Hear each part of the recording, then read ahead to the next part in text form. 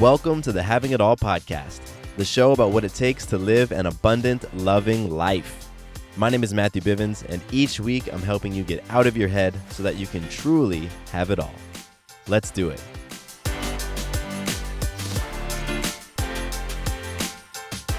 What's going on, beautiful people? Welcome to a brand new episode of the Having It All podcast. I am so thrilled you're here with me, hanging out. We're going to have some fun today. For this episode, I am doing something I haven't done in a minute, and I'm going to be addressing a topic that you all have sent to me. So today's conversation is all about healthy ways to deal with a breakup, and it comes from a listener, and this is going to be really cool. Like I said, I haven't done this in a while, but I really love when I am able to address a topic or answer a question that you have. So we're going to dig into that today, and I know the topic of breakups is something that touches almost all of us. So my hope is that no matter where you are, you're going to be able to get something from this episode. Again, whether you're currently going through a breakup or you've gone through one in the past, my hope is that there's something you can pull from it and you can apply to your life right now. So that's going to be awesome. Let's kick things off with some magic. That's one of the things that we do here on the Having It All podcast. We talk about magical moments. And magical moments are those moments when we influence self, others, and life in an empowering way. And it's one of the ways that you know you are having it all. You know you're having it all when these moments are just happening and you're recognizing them and you're saying, oh my gosh, that is magic. And I was a part of the creation of that magic. And so I'm going to share an example with you today, and then I encourage you to pause the episode and think of an example of magic in your life. So my magic is that I just got back from an absolutely incredible vacation in Southern California. Sarah, Maya, and I went out there to visit my dad, who lives just south of LA, and we just had the most incredible experience. It was so much fun, and really there's magical moments all over the place, from getting to try so many different new restaurants and being treated to so many meals, to just quality time with my dad and his family and just wonderful conversations and all of that. But the piece of magic I really want to highlight was a conversation that I had with my dad when we were cooking breakfast one morning.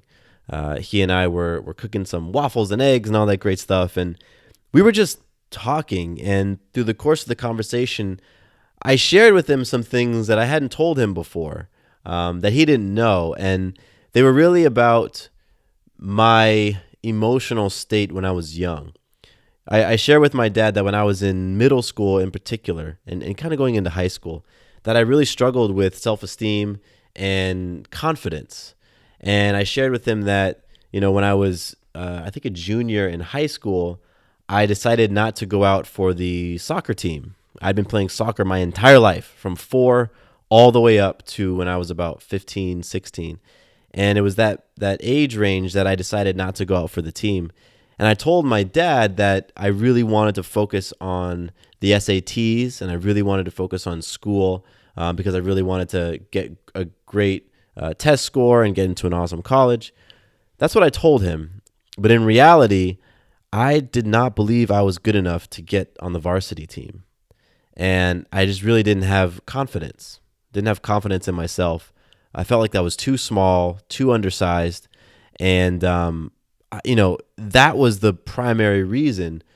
And he didn't know that. And all he knew is that his son played soccer from 4 until 16 and then just quit. And so I shared with him what was really going on with me. And it was just really, really powerful to hear him listen and receive it and kind of process it for himself, because, as a parent, you want to be there for your kids when they're struggling. And when I was a kid and when I was struggling, I didn't tell anybody. I didn't let anybody in that I was struggling. So I watched him as he processed what I was sharing. And then I just listened to him as he shared what was coming up for him and how he felt, and also what he observed, because he has observed some things. By that time, my parents were divorced, and I didn't live with my dad, but I saw him, every other week. And so he was still observing things with me and my behavior and how I was sort of dealing with life. So he wasn't shocked that there was some confident stuff going on and self-esteem stuff going on, but it still, I think, was a little bit of a surprise to him. So that whole experience of that conversation where I just shared and he listened and then he shared, like, that was so magical. So magical, to influence myself to open up and be vulnerable with my dad. And it led to us connecting on this very, very deep level. And it was beautiful. And that right there is a moment and a memory that I'm going to just remember and hold with me forever. So that's the big piece of magic that I want to share from my recent trip. And now, if you're feeling inspired, hit pause on the episode. Go ahead and pause it and just take a moment to think, how have I influenced myself recently? How have I influenced another person recently? Or how have I influenced life? And if you just take a moment to think, I'm sure you're going to come up with so many different examples of magical moments. And that's really what it means to be living an abundant, loving life. It's having these magical moments pop off all over the place and recognizing them. So I invite you to do that. And then we're going to move on to listener love. And today's listener love is connected to the topic of today's episode. Because like I said at the top of the episode, this comes from a message from a listener. So big shout out to Alex. Alex, I thank you so much. You and I have had some really powerful conversations, and you have been a supporter of the podcast for a long time. So thank you, Alex, for once again reaching out and sharing this topic that we're going to dig into today. So before I read it, if anybody wants to be like Alex and connect with me on Instagram or just connect with me in general, I love receiving topic ideas for the podcast. I love receiving feedback on the podcast, and that can be in the form of things you like and things you don't like. You can give me some suggestions on what you'd like to see me do different. And I just love to receive shout outs, like, people just saying, hey, what's up? I dig the show. Just wanted to say, hey, that type of thing really fills up my tank. So if you want to do that, you can hit me up on Instagram, Matthew_Bivens. You can direct message me there. You can also hit me up on my email, mattcbivens@gmail.com. I would love to connect with you. All right. I'm going to read Alex's note, and then we're going to get into the meat of things today. So Alex hit me up on Instagram, and here is the message. I have a question. Do you have a podcast already, or could you make one on healthy ways to deal with a breakup? Healthy ways to deal with a breakup. Alex, I love the message, short and sweet, and I went back into the archives, and I didn't see anything specifically on dealing with a breakup, so that's what you're going to get today. Now, I have gone through several breakups in my life, and I don't want to say the biggest one, because, how do you really measure that? But the breakup that I struggled with the most, and the one that is really the one that was most recent, and that was a relationship of 4 years, and we dated through the end of my college into the beginning of my working career. So this was my junior year of college, senior year of college, going and actually through graduate school and into the very beginning of my working career. So for me, there was a lot of stuff happening in that period of time. And for her as well. She was going through, the tail end of her college career and really thinking of and trying to figure out what she wanted to do for her next step. So it was this really pivotal time in my life, in both of our lives, in our, mid-20s? Yeah, mid-20s. And for me, that's the breakup that really I struggled with the most, right? Like I really had a hard time dealing with that breakup. So that's the one that comes to mind when I think of this topic of healthy ways to deal with the breakup. And that's what I'm going to pull from. I'm not a relationship guru or anything like that. I am a guy who is very intentional about relationships, who has grown a tremendous amount when it comes to the way that I approach relationships. I'm a guy who has grown tremendously in my maturity around relationships, around sex, around love, around intimacy. I have really gone from, some very immature ways that I dealt with my emotions and my feelings and all of that to a very different place now. And when I look back, for me, and I believe this is true for a lot of people, for me, my views on relationships and sex and intimacy really got locked in at like a young age. It got locked in when I was in middle school. That's kind of where how far my views of sex, for example, had progressed. Meaning I learned about sex in, elementary school and middle school through sex ed and having the quick sex talk with my dad.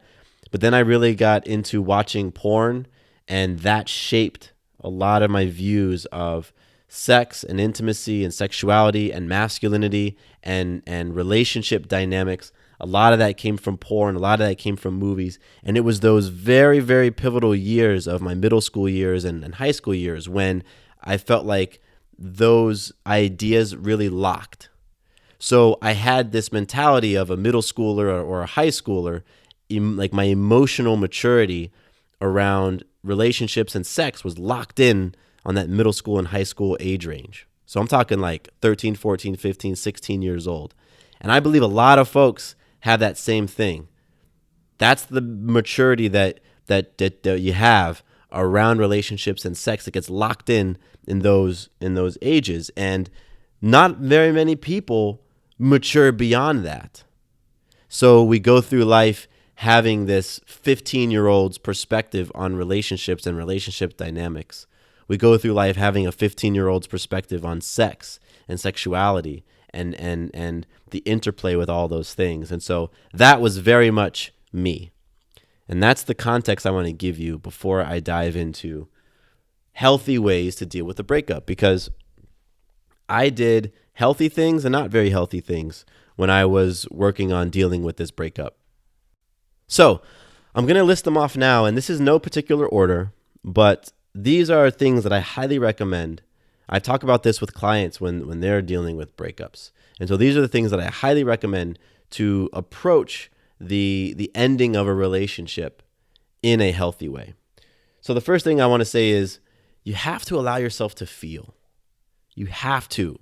When a relationship ends, it can be very emotional, right? Even if it's a short relationship or a long relationship, those emotions can be incredibly strong and heavy, and we can feel all sorts of types of things, and you really have to give yourself space to feel. And that might look like crying. That might look like getting angry. That might look like whatever it is. Those emotions, they're coming up for a reason, and you got to let them come up and out. And fellas in particular, we have this tendency to push emotions down.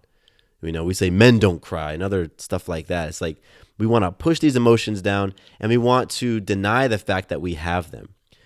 But that emotional energy, like that energy is not going away. It's going to go somewhere. And when we don't allow it to come up and come out, then that can lead to us really having this chip on our shoulder, becoming bitter, becoming resentful. Really, it can have such an impact on how we view the relationship that has ended and how we view relationships going forward. It can totally change how you view potential partners, right? You may move forward now no longer having trust because you didn't allow yourself to feel those emotions that were coming up. So it's so important to just create the space to allow yourself to feel. Now, here's the thing. With that, you also have to make sure that you don't go overboard, right? It can be easy to go overboard with the amount of feelings and just the bigness and the duration, right? Like shutting yourself off in your house for months on end, right? And just feeling down all the time. That is not going to help with your healing. That's not going to help you to move on from this relationship that has ended. Even when you tell yourself, that's just my process, you have to be able to recognize that, you know what, this is a healthy way to deal with it. This is a healthy way to feel the emotion and express myself. And this is an unhealthy way, right? And unhealthy tends to be, I know in my experience, it was when I started to neglect those things that were otherwise very healthy for me. So for me and that big relationship in my life, when I was going through the midst of that relationship ending, I really wanted to keep the sadness away as much as I could. I definitely had some of the complex of men and crying and feeling, wimpy because of that. You know what I mean? I had that going on. But at the same time, I had recognized that I am a sensitive person. I am an emotional person. So when I was going through that relationship ending, when I decided to let those feelings come out and I let them wash over me, they were heavy at first. I won't lie. Like, those were some heavy emotions.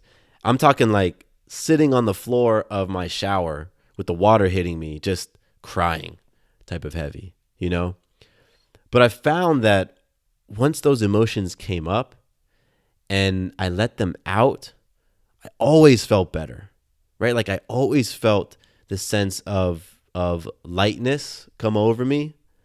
And it was like I needed to allow the energy to pass through me. And then what happened often, because I went through a lot of crying in the weeks and months after this breakup, what happened is that after I allowed the emotion to come out, after I let the tears fall, I started to just organically feel encouraged. Like, I felt encouraged that I would be in another significant relationship again. I didn't know when, but I just felt like, yes, I would love again. And I also started to get excited about the idea of loving on myself, of like, how can I take myself to the next level? And I also started to feel grateful for what I had and what I had experienced. And I was able to get to those feelings of encouraged I would love again, excited about loving on myself, and grateful for what I had. I got to those feelings by allowing myself to feel. And so that's the first thing I want to share. It's just, you got to allow yourself to feel. Men, allow yourself to feel. You have those emotions. That emotion is energy.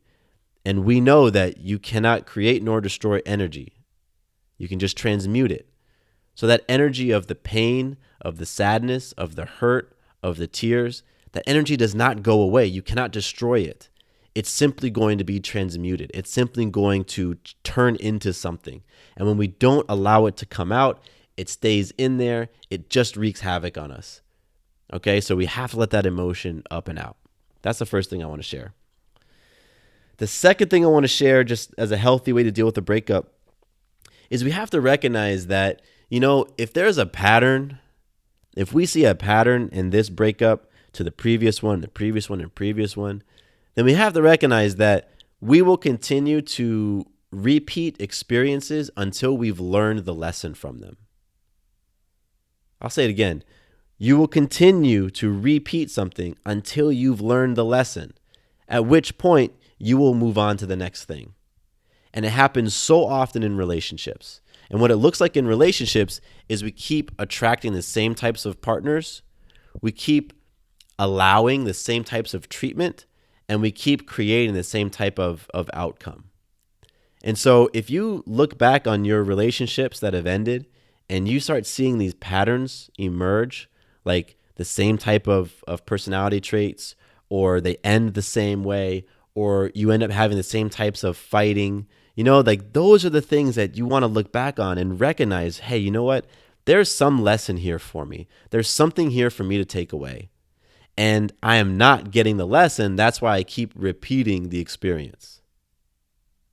And so I also want to remind you that there are things you can control in a relationship and things you cannot control. Right? You've heard me talk about the circle of influence versus the circle of concern. It's a concept from 7 Habits of Highly Effective People. Circle of influence, those are the things that you have control over. Right? Like, you can control your behavior. You can control your thoughts. You can control, your habits. Circle of concern are the things that you cannot control. And it's the areas that if we focus on the circle of concern, we are going to continue feeling frustrated, continue feeling sad, continue all of those feelings that aren't serving you, that aren't helping you heal. And when you look in your circle of influence, the things you can control, that's when you can start to extract some lessons.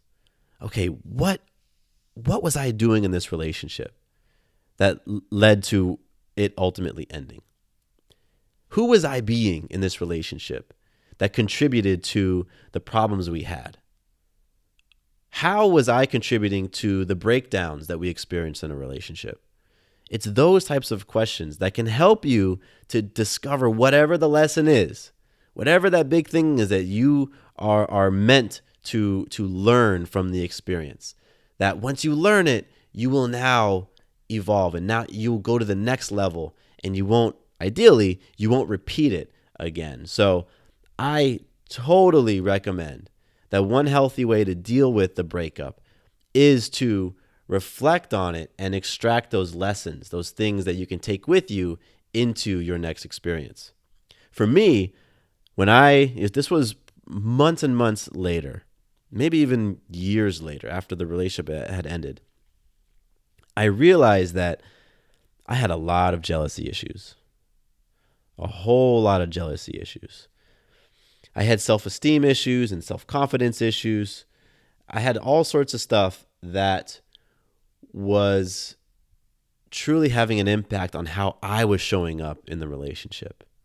When I was being possessive, when I was being jealous, when I was being frustrated, when I wanted to try to control, when I didn't want her to have a whole bunch of really close male friends because I felt threatened, right? Those are all things that if I didn't recognize those patterns, I was just going to repeat it. I was going to bring that same jealousy into the next relationship. I was going to bring those same self-esteem issues into the next relationship. I was going to bring those same worthiness issues into the next relationship. Or the issues I had around myself sexually, right? And the image that I had about who I was supposed to be and how I was supposed to show up as a man in the bedroom. If I didn't notice those things and recognize that those areas were keeping me from having the beautiful, connected, loving, exciting, passionate relationship that I truly wanted, then I was just going to be doomed to repeat them again. And so I saw it. I saw how my behavior directly contributed to the relationship ending.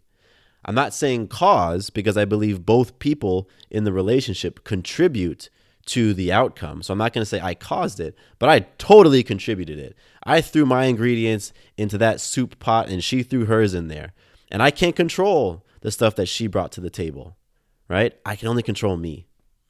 And so once I realized that I had these issues and I had these areas of opportunity, right? Areas for me to work on, I made a choice. I made a choice to do something about it. And for me, that really looked like learning how to accept myself more fully, how to like myself, and then eventually love myself. And so some of the things that I did is I started to date myself. Like I started to take myself out on dates. I would take myself out to the movies. That was something that I loved to do. I loved doing it when we were together. I didn't want that to end now that I didn't have a partner anymore. So I started doing that for myself. I would take myself out to a movie.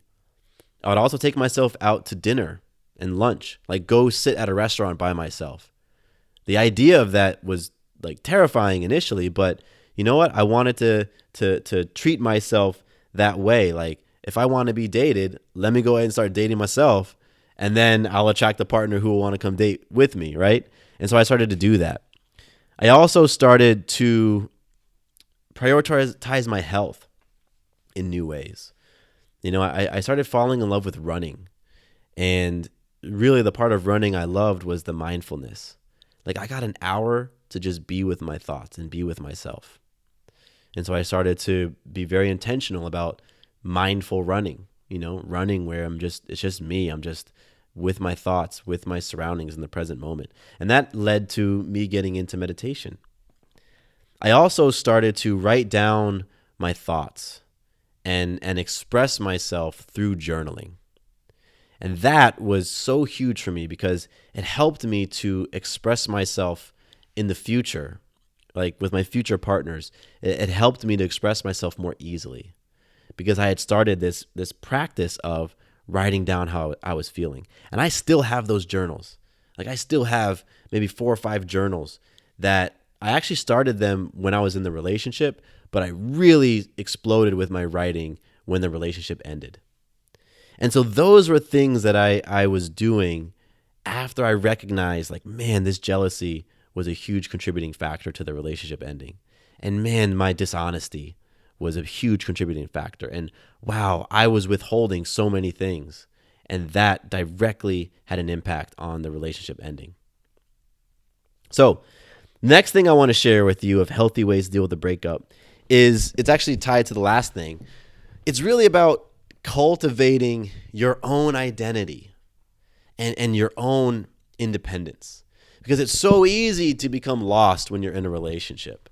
It's so easy to start having these codependent tendencies in a relationship and to start feeling like that you need the other person for your happiness.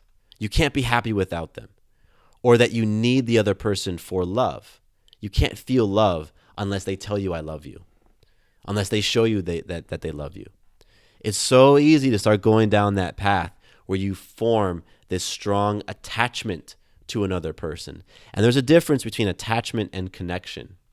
A simple way that I like to illustrate it is connection is like 2 strong magnets, right? When you have 2 magnets of the opposite poles and they come together, boom, they connect and they are like locked in there. But you can separate them, right? And when you separate 2 magnets, they separate cleanly because they're 2 independent things that are coming together. Attachment is like when you glue 2 pieces of paper together. Glue 2 pieces of paper together and then try to take them apart. It tears. It's messy, right? And it's because those attachments, when you are attached, really attached, and then the relationship ends, it tears and it's messy. And so there's a difference between the connection, having connection, and being attached. And I'm always recommending you go for connection. But what's required of connection is to have 2 independent people that choose to come together. 2 people who are solid in themselves, who know who they are, who know what they're about.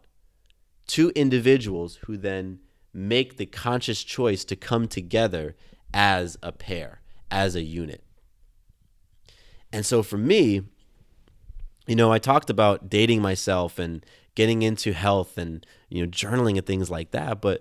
And I started to explore more of what I really loved. Things that I told myself I wouldn't do or couldn't do when I was in the relationship. And so I really started to get deeper into my hobbies. And at the time I was really into art. I was really into painting, especially sneakers. I love to customize Air Jordan sneakers and Nikes and stuff. And so I really got into that. And I dove into my art and I dove into creating. I also got deeper into fitness, like I said, got into running, started going to the gym more often, started to really pay attention to my fitness, my physical fitness, my food, the things I was eating and drinking, all of that stuff. I even went so far as to get a dog. I really wanted that dog, and he served as a companion for me for many years, and it was a beautiful relationship I had. And I also got myself a tattoo. That was something that I had in my mind as well that I really wanted. And I didn't just jump and get like this impulsive tattoo. I actually went through this cool process of saying, you know what? Once I pick a design, I'm going to sit on that design for a full year before I actually get it, just to make sure that this isn't an impulsive thing. And that's what I did. And so I started to form my identity as me, not as me as part of a relationship, but as me, as Matthew. And one of the things that happened is I got very comfortable being alone. Before that, I was not comfortable being alone. I was very lonely. But there's a difference between being alone and being lonely. Like, you can be very happy being single. You can be very happy and content with being with yourself. You don't have to be lonely. And that's a story, right? We have this fear of being single, this fear of being alone. And that fear ends up resulting in us potentially making impulsive decisions, jumping into different relationships. And this is actually funny. There's I saw recently in the not the news, but in some of the whatever. Emma Watson, she's from Harry Potter. She played Hermione in Harry Potter. She has used this term, I think it was self-coupling or self-partner, to describe her being single. And basically what she was saying is she felt very empowered being single. She feels very comfortable and confident being single. And that goes against a lot of the narrative out there, especially as a young woman of her age. I think she's in her late 20s, or maybe she's even in her 30s. And when people start getting into their 30s, you start feeling all this pressure to be in a significant relationship. You start feeling the pressure to get married and the pressure to have kids, especially women. Women feel the pressure to have kids and to start a family and all of that stuff, I imagine, well before 30. So here is Emma Watson recently talking about being so comfortable, loving on herself and being in a relationship with herself, that she doesn't need the other people, other partners. And that is the same sort of thing that I'm sharing with you. Like, that's the same sort of process that I went through. It was, I didn't feel comfortable being alone. I didn't feel comfortable being single. So now let me work on that. Let me work on being totally comfortable in my own skin with who I am and being by myself, being with myself, so that I don't just try to jump in a relationship next because I'm scared of being alone. And for me, I didn't do a lot of dating. So one of the fears for me was, oh my gosh, I don't date a lot. This is totally new for me, this, like dating, like going through a period of dating. And I was just scared of that. Like, what if I never find somebody else, was one of the thoughts that came up for me. And so me learning to be comfortable with being single, being comfortable with myself, being comfortable with being alone and not being lonely, that was a huge thing for me. And I think that's a very healthy way to deal with the ending of a relationship, so that you don't simply jump into the next thing, right? We talk about getting into those rebound relationships. There's a lot of growth and healing that can happen when you take that time in between relationships. When you take that time, when one relationship ends and you sit with it and you extract the lessons and you love on yourself and you make those deposits and you learn about who you really are, so many awesome things can come from that. I got two more things I want to share about how to deal with a healthy relationship, how to deal with a healthy breakup. How to deal with a breakup in a healthy way. There we go. The second to last thing is to really pour yourself into serving and helping other people. Because when we go through that breakup, it's all about us. It's all about me. It's all about my feelings. It's all about, all the things that I'm losing, all the things that I no longer have. That's how we think. But when you start to focus on other people, give back, volunteer, create something that's going to uplift or benefit the lives of others, then that really has this beautiful effect of shifting your perspective, lifting up your mood, right? Changing your focus. It improves the way you feel about things. It has so many benefits, and those are well researched, right? There's tons of research and studies out there that show the positive impact of giving back and helping others, especially when you're feeling down yourself. And so for me, I really poured myself into my work. At the time, I was working in this startup company, and we were really, really behind this mission to help people connect with their memories. It was a photo printing startup. And so it was all about helping people to connect with really the magical moments in their life. So I really just poured myself into that mission, poured myself into the work, and I poured myself into our customers. I had a very close connection with the customers, and I wasn't in customer service, but I was really close in that department. And so I just made sure that every person who came across my desk, like they felt tremendously cared for. And I even adopted this mantra of be awesome because I felt that if I could be awesome, it was going to impact all the different things that I touched. And so pouring myself into others, pouring myself into something positive and uplifting that really benefited other people was a tremendous way that I was able to move through dealing and healing from that relationship ending. And then the last one, this was one of the biggest for me, leaning on friends and family and a supportive community. Because sometimes it is hard to pull yourself up.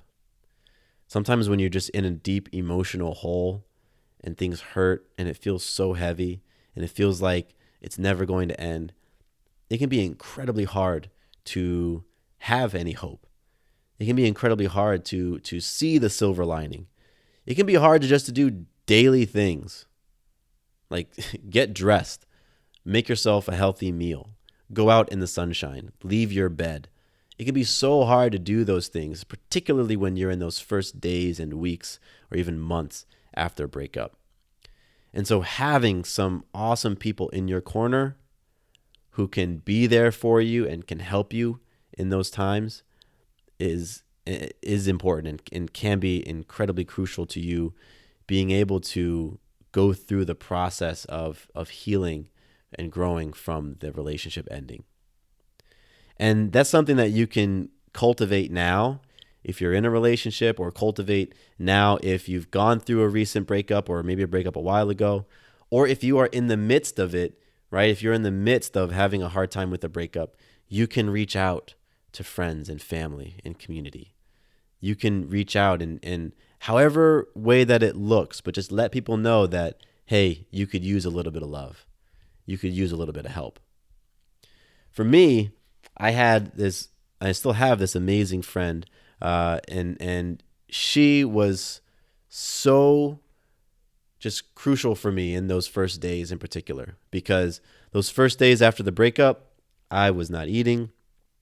I was just so down, and she was the one who literally helped me get out of the house. I remember so vividly. She was like, we got to get you out of the house.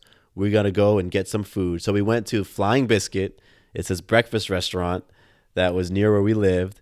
And I remember just sitting in the restaurant and, the sun was shining and there was music and lively conversation. And I just remember feeling so awkward and uncomfortable in all of it. But I'm so happy she made me do that.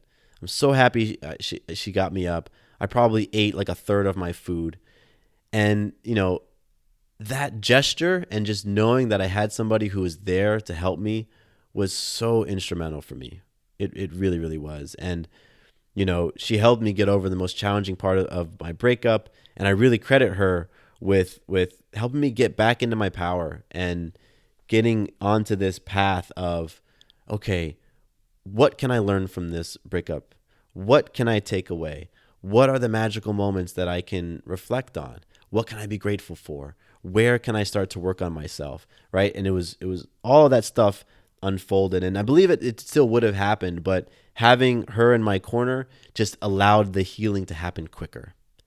Instead of maybe taking months and months for me to start feeling somewhat normal, it took weeks.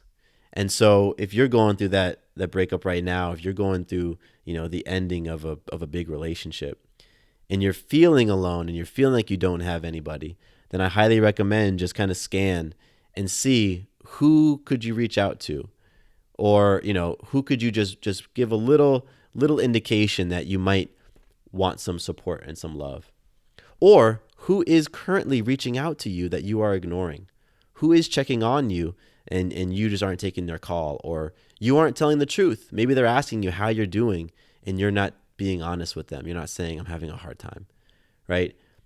Having those people in your life is enormous, right? Because when one relationship ends, we don't want to feel like we have lost a support structure, that we've lost a source of love. It's like we have those things around us, and sometimes we just need to open our eyes and recognize that there is an abundance of love around you right now. It's there. You just need to open yourself up to it, right? Look at it. Tune your antenna to that frequency. So those are my healthy ways to deal with the breakup. And, breakups are never easy.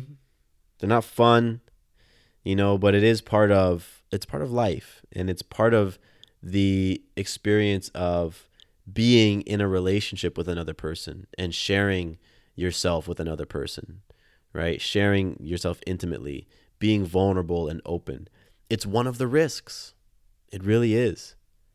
And I believe it is so worth the risk, right? It is so worth the risk of going through a breakup to experience all the magical moments that a relationship can deliver.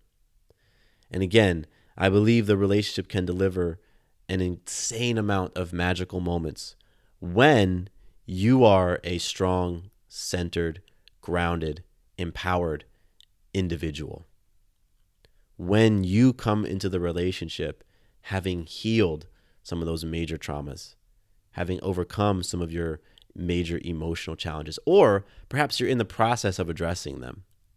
But you don't want to enter a relationship with a lot of things that you are unwilling to look at, or a lot of things that you are repressing, or a lot of things that you are denying, right? That just can add to the soup of stuff that can ultimately lead to a breakup. So if you're going through a breakup right now, or you have gone through one recently, this is an ideal opportunity for you to really look at yourself and see where you have opportunity to love yourself to a deeper level. Where do you have opportunity to take care of yourself and prioritize you? Where do you have opportunity to forge your own identity separate from another person? Where is your opportunity for you to date yourself, to be kind to yourself, to talk nicely to yourself? How can you become the partner that you desire to have? That right there will change so much for you in the present and in the future. If you answered the question, how can you become the partner that you desire to have? And if you do that, and if you are able to look at this recent breakup as a something to be grateful for, to recognize the magic in, and to extract the lessons from, then that's going to put you in such a beautiful place to be able to grow and to be able to heal and to be able to level yourself up so that the next relationship that comes around is one that's more aligned, is one where you are two powerful individuals coming together to create a truly synergistic experience. Synergy is when 1 + 1 = 1,000, right? You don't want to be 0.5 plus 0.2 and bring that into a relationship. No, you want to bring your full self and have a person who's also bringing their full self, and together you guys can create something truly, truly magical. That's the experience that I have today in my relationship with Sarah. We are two people who are coming together to play for championships in life. And that means if you are trying to form a champion caliber team, you've got to have champion level individuals, right? And that's who we are. But it was going through some tough breakups, doing a lot of self-examining, allowing myself to feel and express those emotions. All of those things have contributed to me being the person I am today and me having the relationship that I have today. So if you're going through a breakup, my wish, my desire for you is that, or my hope is really that you got something from this podcast that can help you to deal with the breakup in a healthy way, where you emerge stronger, more connected with yourself, feeling more worthy, right? Having your love tank being filled up by you first and foremost. That is my wish for you, because from there you can go and create a truly awesome next relationship. So, thank you so much for joining me today. Big shout out, big thanks to Alex. Alex, I appreciate you once again for reaching out on Instagram and for just prompting this really powerful, awesome episode. So Alex, thank you. And for everybody listening, thank you for just participating in this conversation. Once again, I hope you got something from it. If you want to let me know what you took from the episode, or you want to give me some feedback, or share with me, how you've seen things that you've done for you to be able to healthily deal with a breakup, then reach out to me on Instagram, Matthew_Bivens, or my email, mattcbivens@gmail.com. I would love to hear it. I can add some of your tips to the show notes on this episode, and we can keep all the powerful energy out there for health and healing and uplifting and all that great stuff. So, I am complete for today's episode. My name is Matthew Bivens. Thank you again for joining me, and here is to you having it all. Quick note about the Having It All podcast. I am not a doctor nor a licensed therapist. I'm a guy with a story and a passion for conscious conversation. My thoughts, opinions, and beliefs are my own. So please consult with your doctor or healthcare provider regarding any questions or issues you have related to your personal, physical, or mental health.